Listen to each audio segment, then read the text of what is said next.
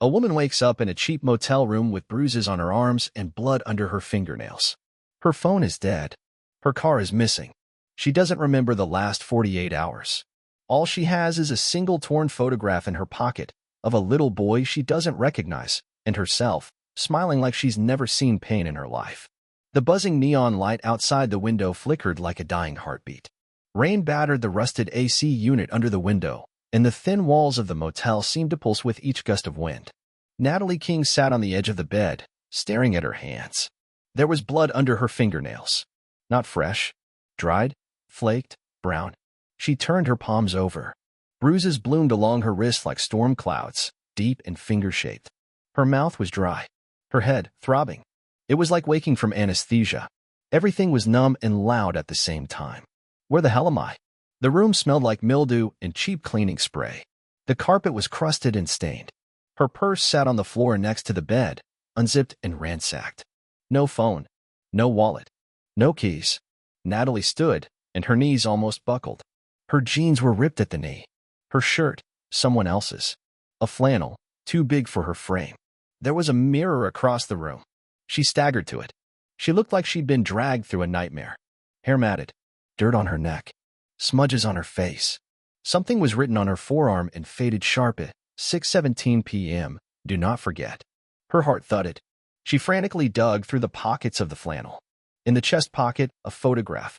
Torn, frayed on one edge, like it had been ripped from an album in a panic. A woman, her, holding a boy who looked about 7. Dark curls, bright eyes. They were sitting on a porch swing, smiling, the sun slanting across their faces like a memory too perfect to be real. Natalie blinked. Her mouth opened. No sound came out. She had no memory of this child. Someone knocked at the door. She froze. Another knock. Harder this time. Natalie backed away, heart pounding. There was no peephole. No chain on the door. Just a lock that looked older than she was. The voice on the other side was muffled. Male. Calm. Natalie, please open the door. It's me. We don't have much time. She didn't move. I know you're scared. But you told me to come. Remember? You left the message. Message? The doorknob jiggled. Natalie grabbed the metal lamp off the nightstand and raised it, backing into the corner. I'm not going to hurt you, the voice said. You told me to find you if you ever disappeared again. Again? Natalie's knees hit the wall. She slid down to the floor. Her breath came in sharp, uneven gasps. The man outside knocked once more. Please. You don't have time to forget again. Not this time. The knocking stopped. Silence. Natalie stared at the door. Her hands trembled around the lamp. The photo slipped from her lap and landed face up on the stained carpet. The little boy's smile suddenly looked like a goodbye. Natalie sat frozen for what felt like hours after the knocking stopped, listening for any hint of footsteps, voices, cars. Nothing. Just the hum of the flickering neon and the rain spitting on the window. Her heart refused to calm down. She stood, still holding the lamp like a weapon, and crept to the door. Pressed her ear against it. Silence. She cracked it open, just enough to peek out. The man was gone, but something had been left behind. Taped to the door frame, just beneath the peephole that didn't work, was a folded piece of paper. Her name, Natalie, scrawled in frantic, uneven letters across the front. She pulled it down with shaking fingers and unfolded it. Inside were 2 lines. Don't trust what you remember. Meet me at the Silver Star Diner. 7 p.m. Booth 12. No signature. Just that. The letters bled slightly from the rain. Natalie stared at the clock. 6:38 p.m. The same time written on her arm. Her stomach twisted. She found a key on the dresser, a generic car rental key. No logo. In the parking lot, there was a black Hyundai Elantra with mud streaked across the bumper. When she pressed the key fob, its lights blinked once. Inside the car, the seats were damp. The smell of old smoke and motel air freshener choked the air. A crushed fast food cup sat in the cup holder. There was a backpack in the passenger seat, hers, probably, but she couldn't remember packing it. Couldn't remember getting the car. Couldn't remember a single goddamn thing from the past 2 days. The diner was 10 minutes away. She drove like she was in a dream, windshield wipers beating against the storm. Streetlights smeared across the wet glass. Her mind spun in spirals. Who was the boy in the photo? Who was the man at the door? Why couldn't she remember anything? At 6:58 p.m., she pulled into the lot of the Silver Star Diner, its pink neon glowing like a wound in the rain. Inside, The place was nearly empty. A waitress with tired eyes poured coffee for a trucker in the corner. A couple sat arguing near the window. Booth 12 was in the back. He was already there. Mid-40s, maybe. Clean-shaven. Wet jacket. Eyes like he hadn't slept in a year. When he saw her, he stood up. Natalie. She didn't sit. Who are you? He looked hurt, but not surprised. You don't remember me. Should I? He pulled something from his pocket. Another photograph. Handed it to her. Her knees buckled. She gripped the edge of the booth. It was the same photo, the boy and her on the porch, but this version wasn't torn. And there was someone else in it. The man in front of her. Sitting beside them. Arm around her shoulders. Wedding ring gleaming in the sun. I'm your husband, he said quietly. And that's our son. You're Natalie King. You've been missing for 2 days. She stared at the picture. Her lips moved, but no words came. Where's our son, Natalie? He asked, voice cracking. Please. Just tell me where you took him. The diner walls began to close in, the clink of silverware, the low hum of old rock music, the smell of scorched coffee and fried food. Natalie stared at the man across from her, this supposed husband, his eyes wide and waiting. Desperate. She didn't sit down. I don't know who you are, she whispered. You know me, Natalie. Somewhere in there. You do. He leaned in, voice low.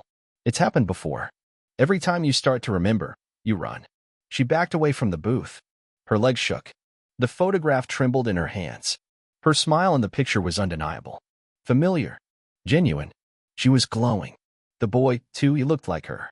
The same eyes. But there was no flicker of memory, no warmth of recognition. Just a crushing emptiness. I didn't take anyone, she said. You called me yesterday. From a payphone. You were crying. You said, if I go dark again, find me. Booth 12, like always. His voice cracked. You said he was safe, but that he'd seen something. The waitress glanced over, sensing something off. Natalie clutched the edge of the table, lowering her voice. I don't remember calling you. I don't remember anything. He slowly slid a folded sheet of paper across the table. Natalie didn't touch it. It's a list. Your triggers. Things that bring pieces back. You wrote it during a lucid spell, with your therapist. When this started happening, she stared at him, searching his face. What is this? He hesitated. Dissociative amnesia. Complex PTSD. The therapist said you're compartmentalizing trauma, creating walls in your mind to survive it. Sometimes you forget days, weeks, sometimes longer. The waitress came by. Y'all doing okay over here? We're fine, he said quickly. Natalie gave a weak nod. Once she left, the man leaned closer. We don't know exactly what the trauma is. You won't talk about it. But the therapist suspects it's old. Before you met me. Maybe childhood. Something buried deep. Natalie picked up the paper. Her own handwriting. Slanted and rushed. It read. Triggers. Landslide by Fleetwood Mac. Green apples. The smell of gasoline. The word porch. Children's laughter. July 17th. Natalie's throat went dry. What's July 17th? Our son's birthday. He looked down. Also the day you lost your sister. That hit her like a slap. A sharp sting in her chest. But no memory followed.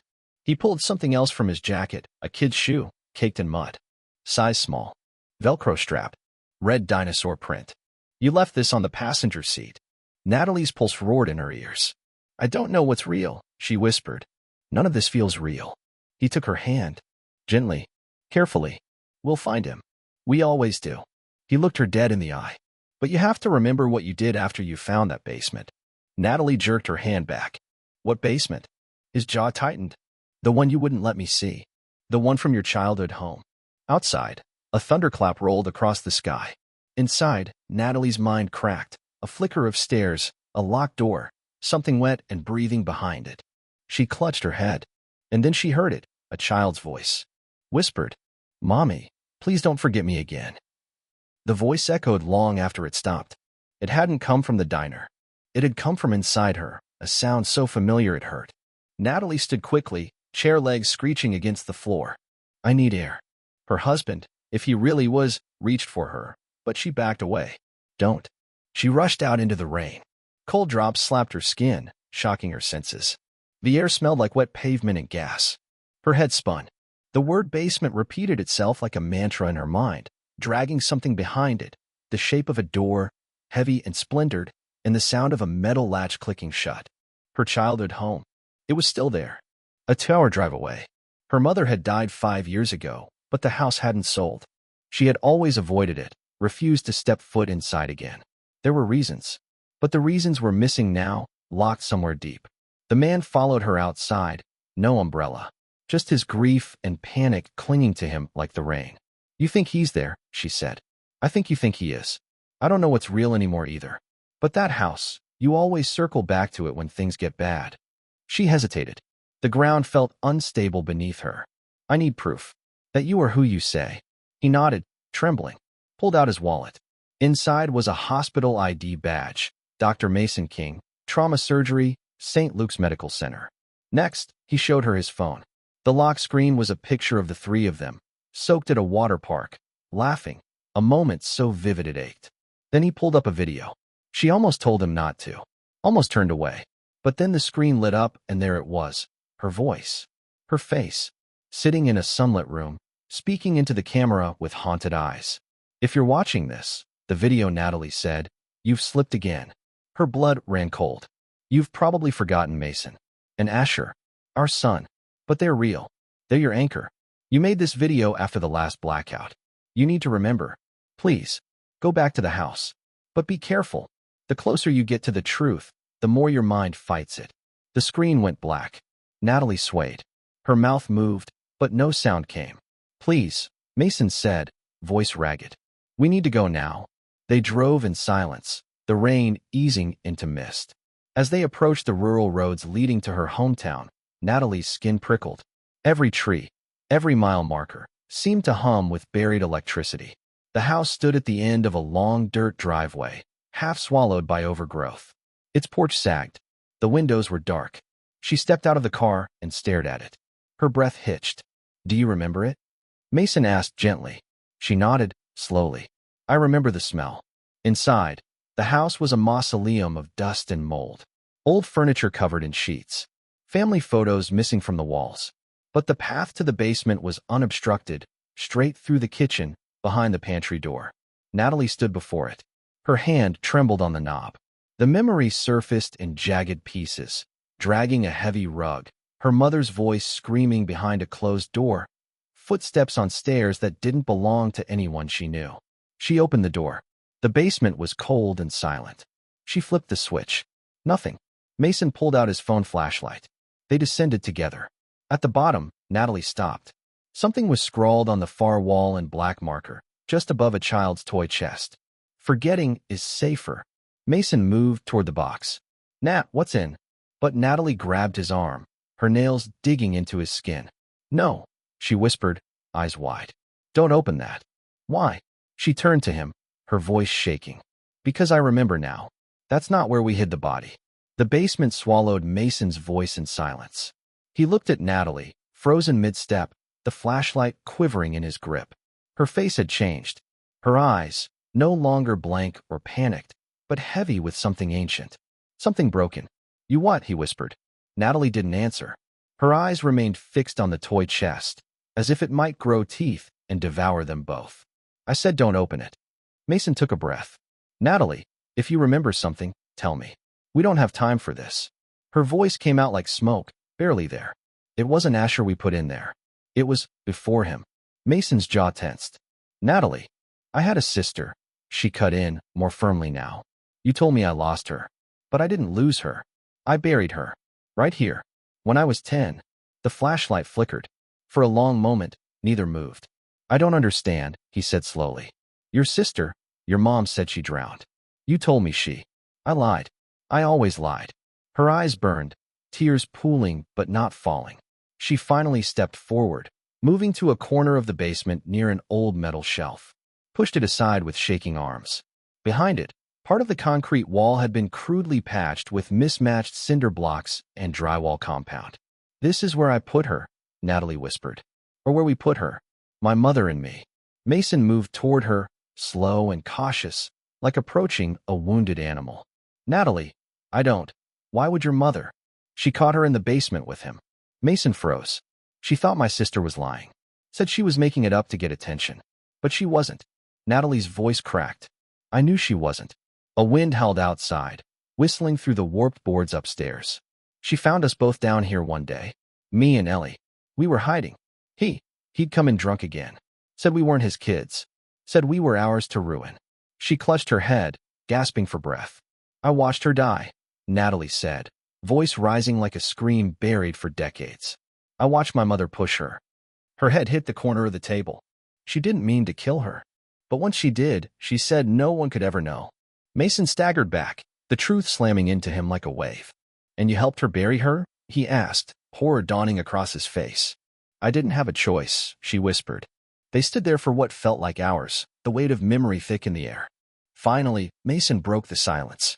Then what does this have to do with Asher? Natalie blinked slowly, as if surfacing from a trance. Because I thought, maybe the curse was real. That I was dangerous too. That forgetting him would keep him safe. That if I left, he'd be spared. Mason stepped closer, gripping her shoulders. But he wasn't spared, Natalie. He's missing. And then she said something that made his blood run cold. No, he's not missing. Mason shook his head. What are you talking about? Natalie turned toward the stairs, her face hollow. I hid him. I just don't remember where. Mason's heart stopped. His mouth opened, but the words didn't come. Natalie stood at the foot of the stairs like she'd just confessed to murder again. You hid him, he finally said, his voice barely audible. I thought I was doing the right thing, she whispered. It was the last thing I remembered before the blackout.